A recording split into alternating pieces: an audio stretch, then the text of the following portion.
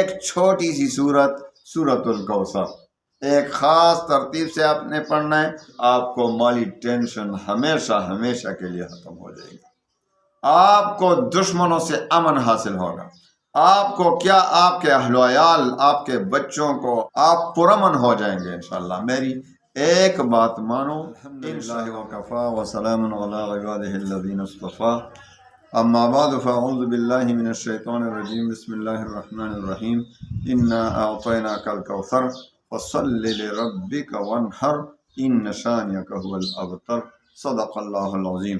السلام علیکم ورحمۃ اللہ وبرکاتہ۔ دو چیزیں آج کل انسان کے لیے بہت ہی پریشانی کا سبب بنے ہوئے ہیں۔ دو چیزیں کون سی ہیں؟ ایک ہے مالی ٹینشن، جو ہر طرف مالی پریشانی، جس کو بھی دیکھو مرد ہو یا عورت مال کی وجہ سے پریشان، مہنگائی سے پریشان، ایک پریشانی یہ ہوئی۔ دوسری پریشانی خوف، دشمنوں کا خوف، جادو کا خوف، جنات کا خوف، بس خوف مسلط ہے انسان پر۔ تو ان دو چیزوں کا علاج میں بتا دیتا ہوں۔ ایک چھوٹی سی سورت الکوثر ایک خاص ترتیب سے آپ نے پڑھنا ہے، اور انشاءاللہ آپ دیکھیں گے کہ انشاءاللہ العزیز آپ کو مالی ٹینشن ہمیشہ کے لیے ختم ہو جائے گی، آپ کو دشمنوں سے امن حاصل ہوگا، آپ کو کیا آپ کے اہل و عیال، آپ کے بچوں کو، آپ کے اموال کو، سب کو انشاءاللہ آپ پرامن ہو جائیں گے انشاءاللہ۔ میری ایک بات مانو، انشاءاللہ العزیز آپ کے لیے ہمیشہ کے لیے ٹینشن، دو قسم کی ٹینشن جو کہ بہت زیادہ ہے، اس کی پریشانی آپ سے ختم ہو جائے گی انشاءاللہ۔ تو آپ نے کیا کرنا ہے؟ آپ نے صبح فجر کی نماز کے بعد سورہ کوثر کو 11 بار پڑھنا ہے، اور مغرب کی نماز کے بعد بھی 11 بار پڑھنا ہے، اور پھر دعا بھی کرنا ہے اس کے بعد روزانہ۔ اول و آخر 3 بار درود شریف پڑھیں، اور درمیان میں صحیح تلفظ کے ساتھ۔ ایک تو تلفظ ہمارا ٹھیک نہیں ہوتا، پھر ناغے بھی کرتے ہیں، تو ناغے بھی نہ کرو۔ میں نے ایک مرتبہ، میں بھی پہل وظائف پڑھتا تھا، ہمیں جو بزرگ دیتے تھے ہمارے اساتذہ کرام، تو اثر نہیں کرتا تھا، میں بھی آپ کی طرح کہتا تھا کہ بھائی اثر نہیں کر رہا۔ تو میں نے ایک مرتبہ اپنے بہت شیخ استاد محترم سے غرض کیا کہ حضرت میں تو بہت وظائف پڑھتا ہوں، اثر نہیں ہو رہا۔ تو اس نے کہا کہ آپ کتنے دن سے پڑھ رہے ہیں؟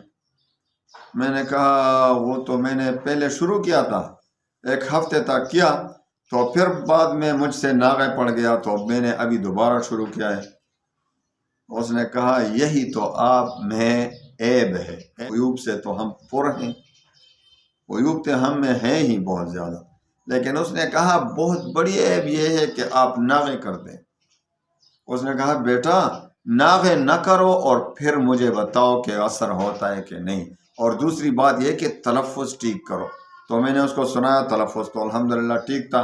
ناغے چھوڑ دیے تو مجھے وظیفے کا تب جو ہے پتہ چلا کہ اس میں کتنے اثر ہوتے ہیں۔ تو آپ بھی اسی طرح، مجھے پتہ ہے ناغے کرتے ہیں، ایک وظیفہ شروع کرتے ہیں، اور دوسرا ابھی مجھے بہت سے کمنٹ بھی آتے ہیں کہ ہم کون سے وظیفے کریں۔ بھائی میں یہ نہیں کہتا کہ آپ چینل پر جتنے بھی انٹرنیٹ پر بہت سے لوگ وظائف دیتے ہیں تو آپ سب کو جمع کریں اور سب کو پڑھتے رہیں، یہ سب آپ کے بس کی بات ہے سب کو فالو کرنا؟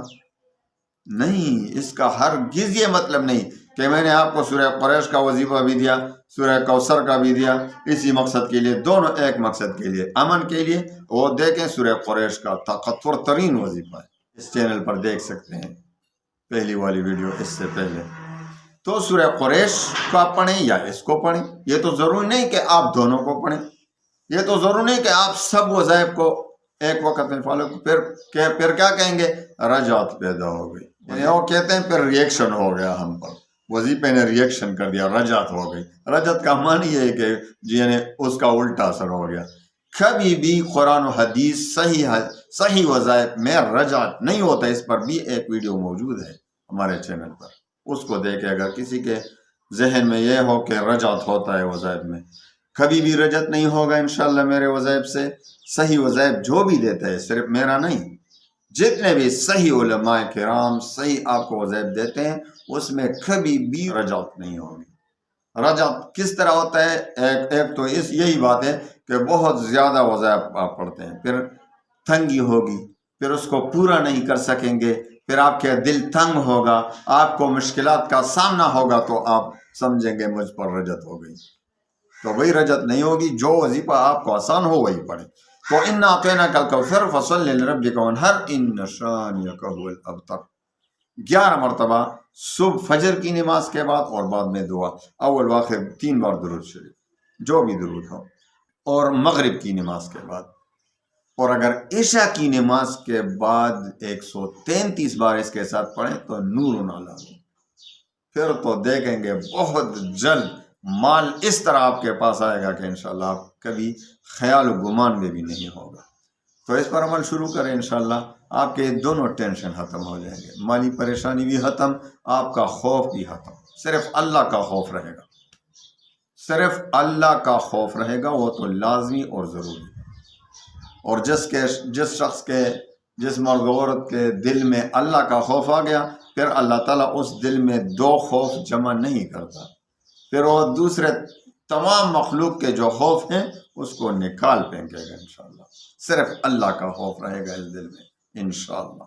اللہ تعالیٰ عمل کرنے کی توفیق عنایت فرمائے، اللہ تعالیٰ آپ کے تمام غموں و ہموم کو دور فرمائے، خوشیاں نصیب فرمائے، اور امن کی زندگی نصیب فرمائے، دنیا میں بھی آخرت میں بھی خوشیاں نصیب فرمائے۔